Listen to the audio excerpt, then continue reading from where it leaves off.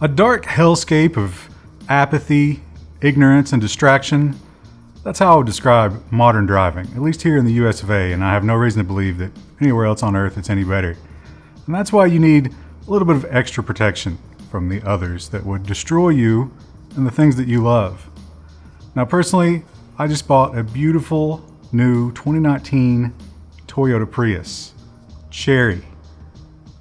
And you need extra protection when you have a vehicle like that. So I invested in the Vantrue N2 Pro on-dash dashboard camera. That way, if anything untoward were to happen, I'll have a video recording of it. So we're here to tell you about this machine.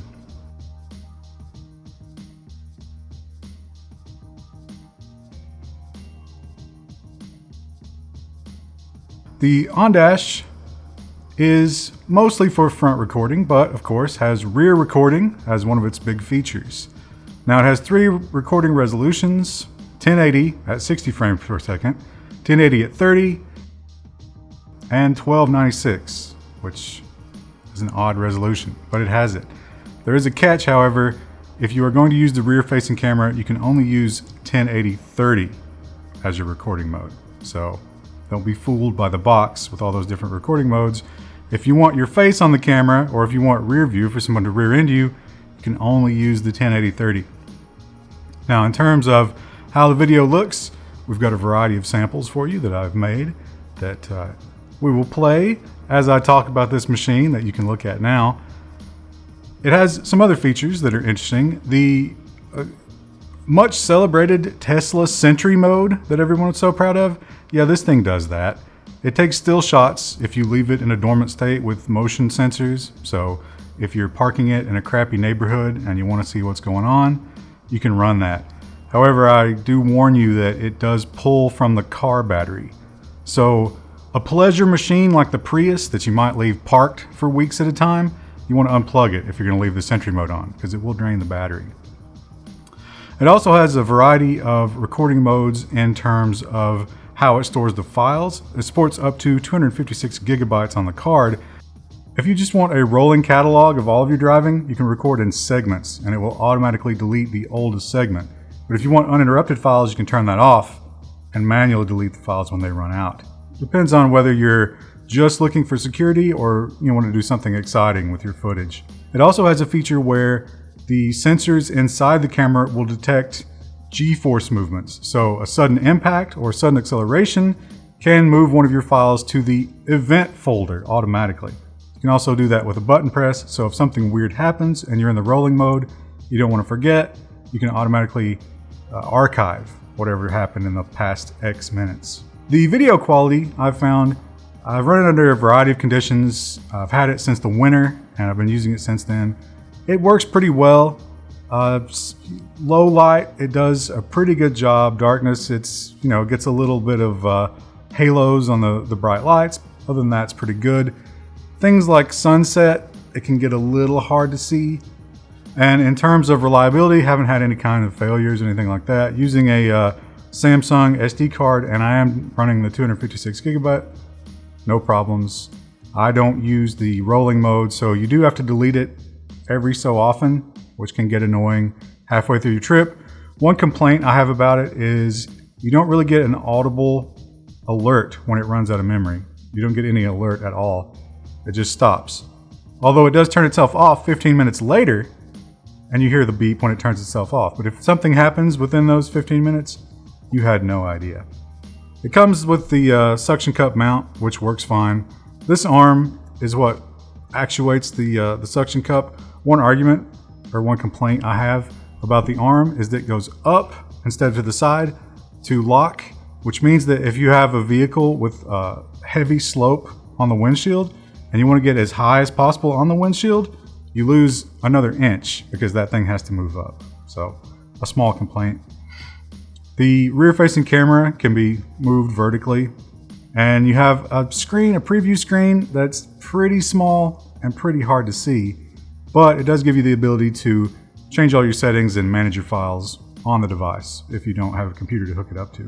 Oh, also a microphone. It records the cabin. Whether you're using the rear-facing camera or not, it always records the cabin unless you turn that off. So, you know, if you're doing some drugs in your car or something like that, remember to mute your dash cam because you don't want that. That's evidence of a crime. The microphone is okay. You know, the Prius produces a lot of road noise. And I've tested it, you have to speak over that. I'll give you a sample clip of me in the car with and without the engine running, and you kind of see how good it is at picking up over road noise.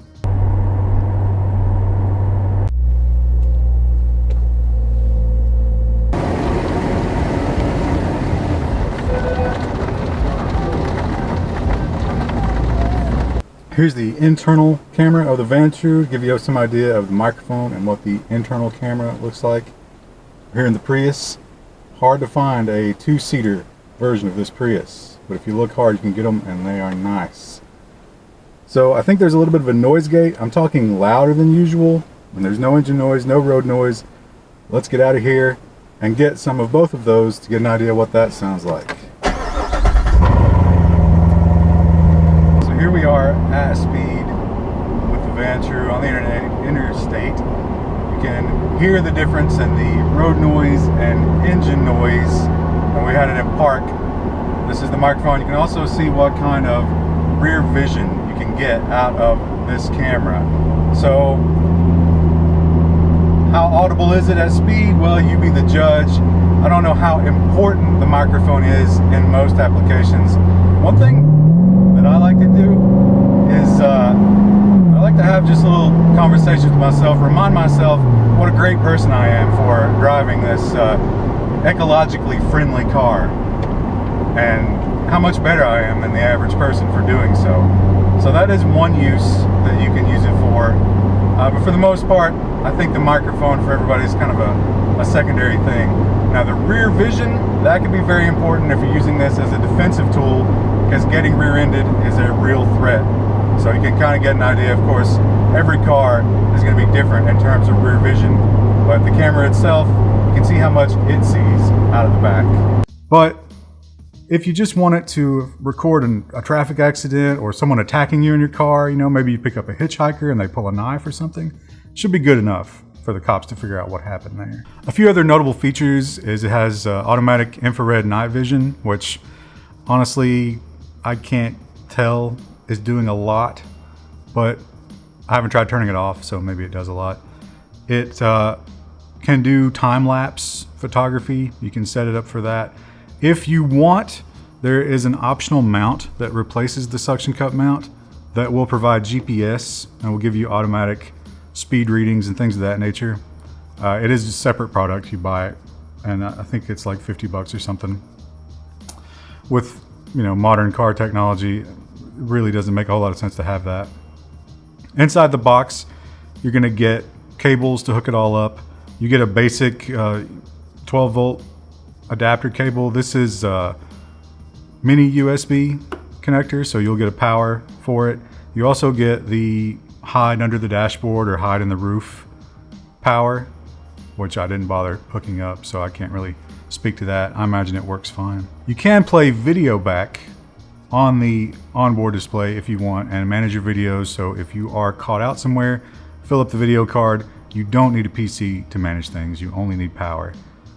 And basically, in summary, I would say this is a relatively low cost, functional dash cam. It is not their flagship anymore, but you can get them on sale, which I did.